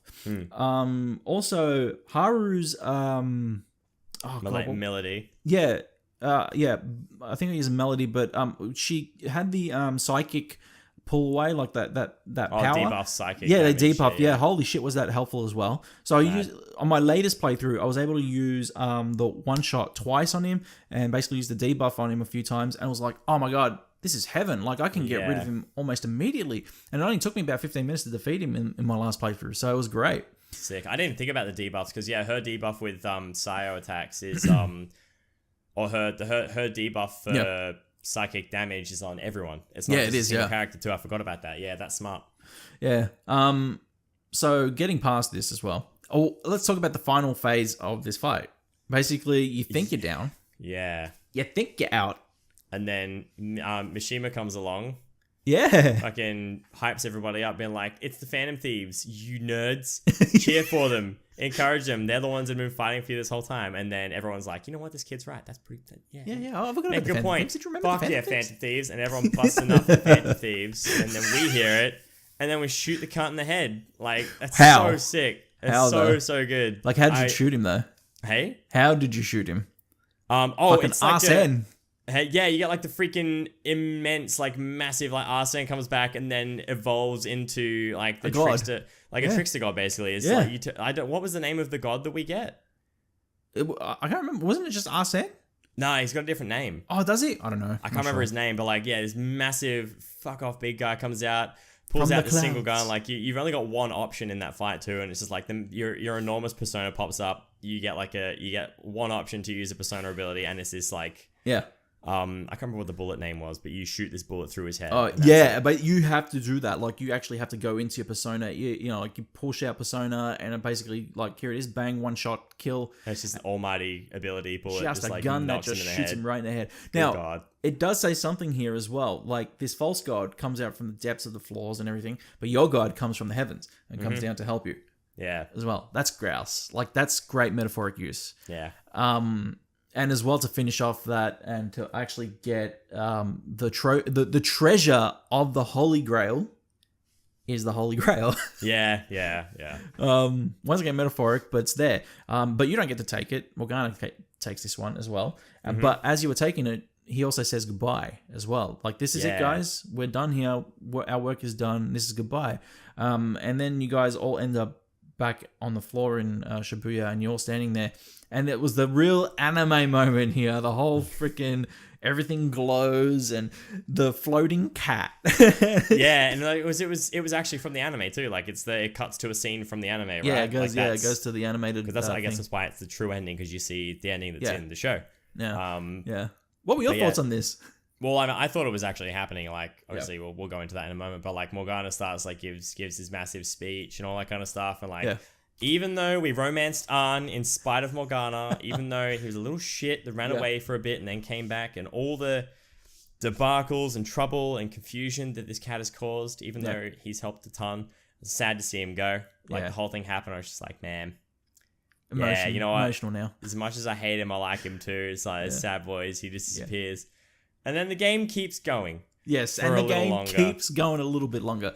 Now, it goes for about a couple hours after this as well, which is like, when I message him, I'm like, oh yeah, the game goes for another 2 hours. I wonder what he's going to think now. So, the story is, you've defeated this false god, thinking that everybody's going to praise you. Mm-hmm. None of that happens. You end up back in Shibuya. Everything goes back to normal. Your clothes go back to normal. Everybody's standing around and it's like, and everybody's still worried about what their boyfriend's going to think of what they're going to wear tonight and all this other shit. And it's like, well, I just saved the fucking world. And no one knows. No one cares. One knows, yeah. I was also frustrated to see after this happened because Morgana disappears. For obviously we see that happen. Yeah.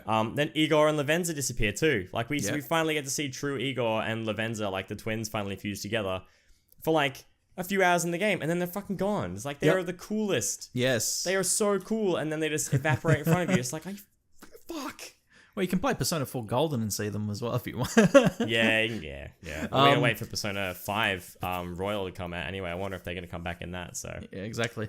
So speaking of that, also I wanted to say that having to play all throughout the main part and then come to this end part, basically, Sai Nijima comes up to you and says, "Hey, you did well. But now you have to go and admit that you're a Phantom Thief, first of all. And second of all, you're probably going to get thrown into juvie." Yeah. It's like, you serious right now? Good job. Jail. Yeah, it's like, you serious? You can't defend me here? What the hell? And you still end up in jail for like 2 months. Yeah. Which is like, what the fuck? By the way, I want to make a mention here. Do you know what date this was as well? All this happened? No, I can't remember. Christmas Day. Oh, that's right. Yeah. So it's the 24th. It's 25th. No. 24th, because it's the 24th, and then we get to see if you romance a character, you get to spend Christmas Day with them. Okay. Did you not have that the first playthrough? I romanced An, so Christmas Eve, Sai's talking to you, and everyone's This like, is Christmas "It's Eve. I snowing." thought I could have sworn it was Christmas Day, wasn't it? It's the 24th, because then the next day you spend with the next day I spent with An. And then I took you're myself right. No, you're completely correct. Yeah. It must have slipped. So it is Christmas Eve. Yeah, so it's Christmas Eve. You save the world for Christmas. Yeah. You save the world in time for Christmas. Yeah. It's a Christmas miracle. I did like that. My characters were in their Christmas clothes as well. I had some of them in, like, I had Morgana in the Christmas outfit, so it was just a little fucking cat snowman, like, buzzing around. It was really cool. So yeah, you get basically you get thrown into jail. Mm-hmm. You get thrown into juvie for a couple of months. Basically, the game kind of does a few time leaps here. It's the first time the game kind of took the calendar and just went.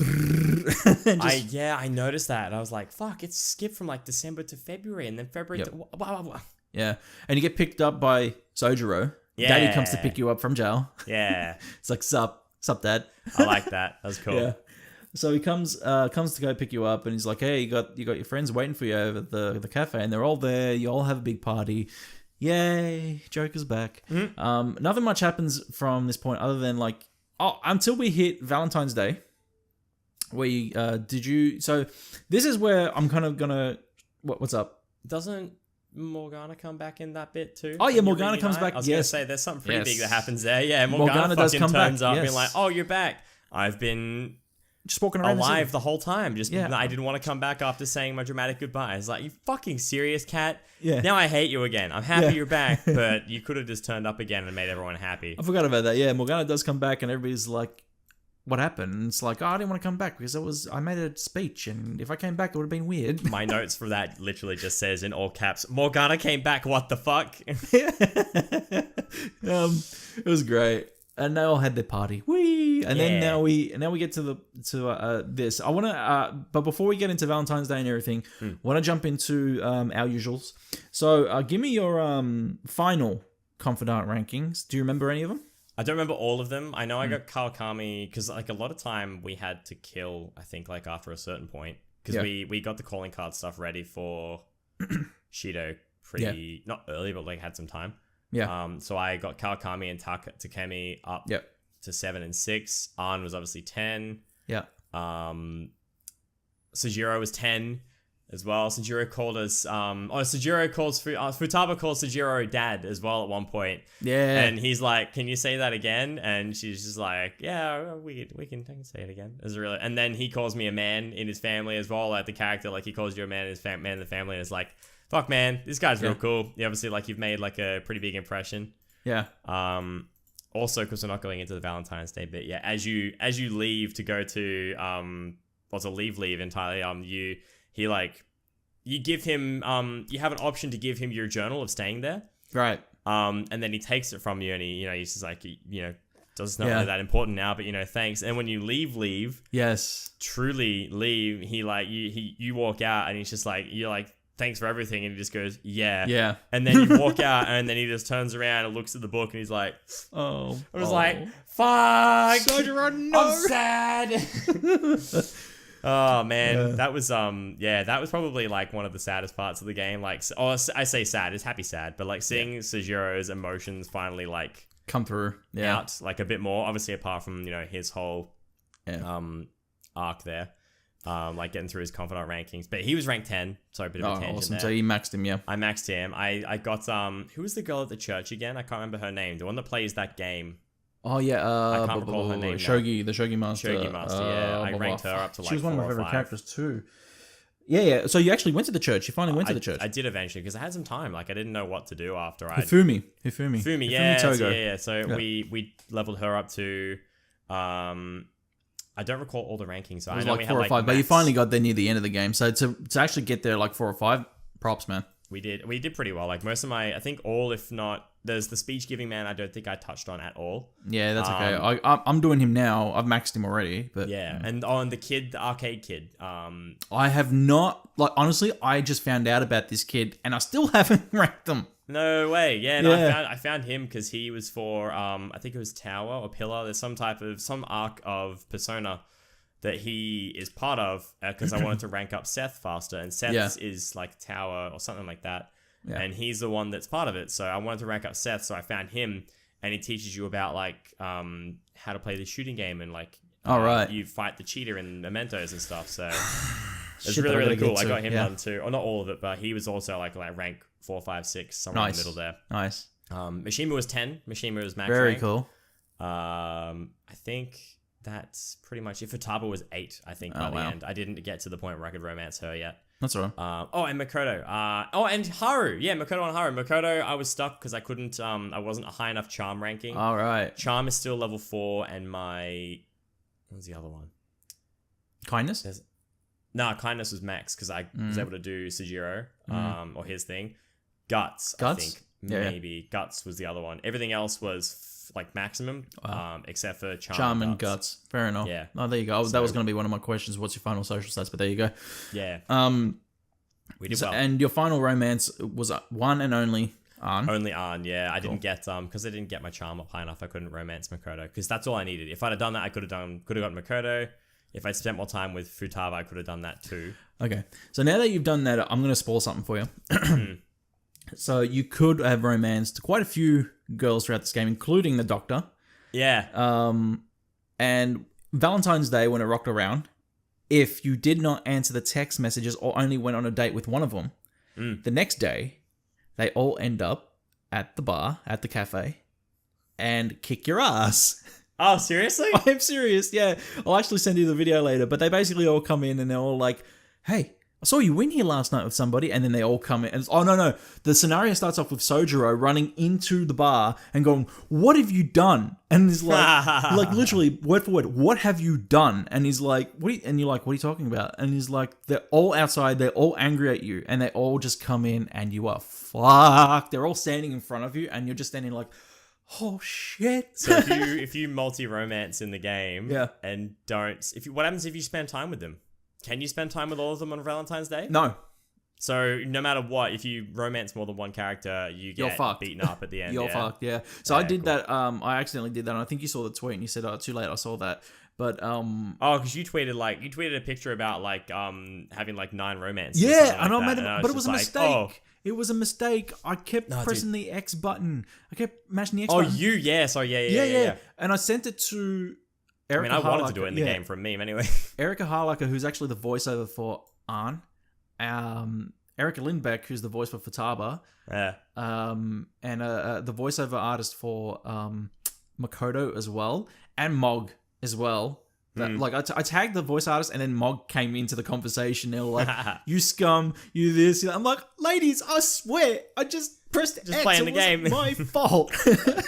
I was just trying to get through this fast. It's not Dan's fault. He's so charming. Oh man, it was great. And and then have the voiceover artist actually have a go at me too. That was just like, oh god, it was great. Yeah, so it was that's cool. You had one final romance, which is Arn. Awesome. Yeah. Now, favorite character. It's gotta be Sojiro. It has to be Sojiro, yeah. Sojiro, Or Sojiro, yeah. Just seeing like how his care for you develops throughout the game and how he starts to respect you, and he like he's the one person that like realizes and starts to have a benefit of the doubt about the whole like, you know, who you truly are kind of thing. Yeah. And like obviously you've been sent there for, you know, assaulting someone, which you never did. Yeah. And in the start, like maybe like the first third of the game, he's like, oh, you know, just be good. And then eventually it's just kind of like, this kid really isn't actually that bad. This kid's really not that bad. Man, this kid's cool. This is my son. Yeah, exactly. Just, yeah, you build up that relationship to that point. Yeah. It's great. I liked Arn's character too, just because of like her constant resolve with like trying to further herself and work harder. And I can't remember her friend's name, her close friend's name. Shio, was it? Yeah, Shio, yeah. Shio? Yeah, Suzui, yeah. Suzuki, yeah, like her, like constantly looking out for her. Like she's just got a really, really selfless character too. Yeah. And I think they're probably, yeah, apart from your own character too, like obviously because you know, you have such a big influence on those people. But yeah. I think Sojiro is like top dog. Oh yeah, I agree. Yeah. Definitely. Ryuji was a competitor for a little while until he turned out to be a bit of a cunt. So. Yeah, Sorry. I remember that, yeah. Holmesy. So we get to that point where you do meet up with everybody and you say your goodbyes. You leave the bar so you leave the cafe, and Morgana's actually coming with you. But you end up in town. Everybody's getting ready to leave. Jump into the van, and you found out that Morgana steals the spark plug from the FBI's car. Oh, the car that's going to follow you. Yeah, I love that. I just had to borrow a plug. And he's like, why would the car start? It's great. And they head off into the sunset, and that is where roll credits. Mm-hmm. Holmesy, give me your final thoughts on everything that you have played, and give me also your personal score out of 10 of this game. You're asking something of me that I don't normally do. I know. I think you know that I don't review things. And we usually do this on Dash Culture for stuff like when we play games or review movies or anything like that. We give a score out of 10. So I kind of carried that over to here. So give me your final thoughts on Persona 5 in total, and even like some extra notes that you've written or anything that we haven't covered yet. And actually no. There was one note that there was one note. Yeah. Cool. Yeah, go on and give me your score out of 10.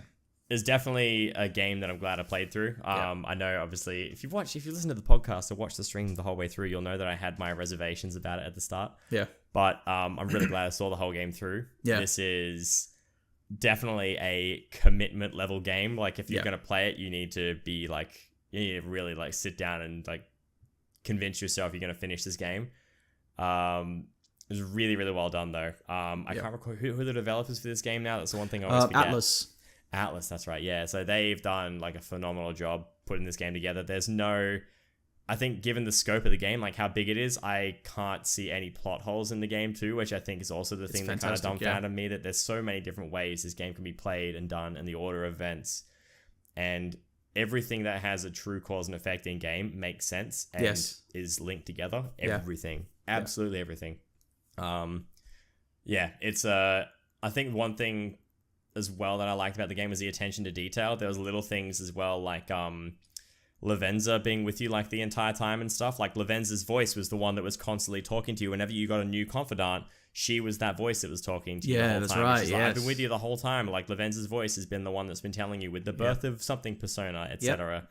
During one of the interrogations with Sai as well, this is the other note that I had. Like, even when she said she's been with you the whole time, you recognize her voice, but then even there's a scene where you're being interrogated by Sai and a butterfly goes past you. Yeah. Which is Lavenza. That's correct. There's just so many little things, little attentions to detail throughout the whole game that make it just like a really polished love child of Atlas, and like the fact they've put so much time and effort into making a closed-ended game. Like, just all seals plugged, no holes in the story, really, really well done. So I'm gonna give it a 9. Wow. I don't like giving numerical ratings. If anybody's watched any of my reviews on anything on my YouTube channel, you know I hate giving numerical scores, but because it's Dash Gamer and because we're here, I'm gonna do it. So I'm gonna give it a 9. My only gripe is the start of the game, Slow. which I'm sure you're sick of hearing by now. But the start of the game was a bugbear, and that's the only point I'm gonna make it lose out on is the longevity of some parts. But apart from that, 9 out of 10. Awesome game. Do recommend. It was an exceptionally good time and a really, really good story, and gives you a lot of attachment to so many characters in the game and makes you care about what you're doing and the choices you're making. Fantastic. I love hearing that. I'm glad that you had an enjoyable experience out of this game. It was one that, as I said, that I was worried about when we first started, but I'm glad that you came through, especially that first palace, and got through it, and you made it right through. We've done a project together. We've actually Finally finished something. We're concluding a project together. This is something After that 8 years. Yeah, I know, right? We've actually done something together for once. My God. It's been great. Hey, Holmesy, this is it. This is the end. We have reached the end. Not for the pod, but just for this series. For this series, for series 1, for season 1. Guys, if you didn't know, this has been Dash and Holmesy Take Your Hearts.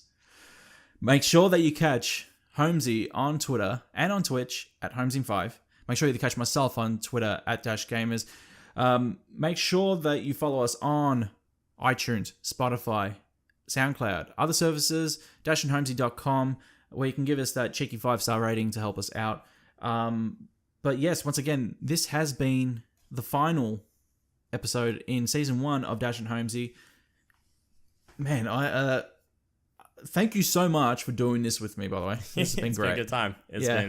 I'm glad we finally got around to seeing something through. Dan's actually wearing a shirt right now for it says Riz and Chin and Holmes and Dashcast, and a while back we were going to do a pod. Unfortunately, I was not able to commit to it due to my own time constraints, but there was myself, a friend of ours named Kieran, a mutual friend of ours. Yeah, Chin. And Chin. Yeah. The Chin. Riz, Kieran and I were going to do a Dashcast about weekly gaming news, but unfortunately, due to everyone's external personal commitments, we couldn't get around to keeping that on board the whole time. But it's nice to finally see something through from start to finish and have it be complete. So it's been a good time. Yeah. Man, I can't stress it enough. Thank you so much for doing it. Also, thank you to everybody who has listened in this season. There are so many of you who have listened this season. We thank you so much for that, and we hope that you come around for our next season as well. For some of our specials that we have in between, that we've got a few, and there's going to be so much stuff that we're going to be doing throughout the year. Myself, yeah, exactly. Holmesy is really excited. We're going to be our next episode. I will say we will be doing our Open Your Heart special. Finally. That we were supposed to do back in January, but that never really came through just due to time. But we will get there. We're going to get there. Next episode is in 3 weeks, so stick around. We're still going to be here. Dash and Holmesy, Open Your Hearts is our next episode in 3 weeks, thank God. Rockamami came in. Oh, Dan came in at the end. It's okay, Rockamami. Thank you so much for even popping in. Much appreciated. You can definitely watch and listen afterwards too. But guys, thank you so much for this season, and we'll see you next season. But until then, much love.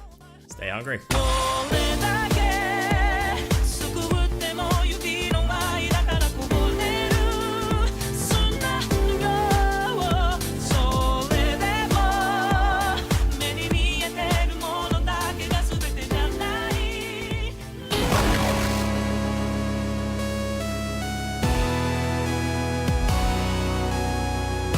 dashgamer.com. Hey, Holmesy. Yeah, man. Thanks for doing this with me, man.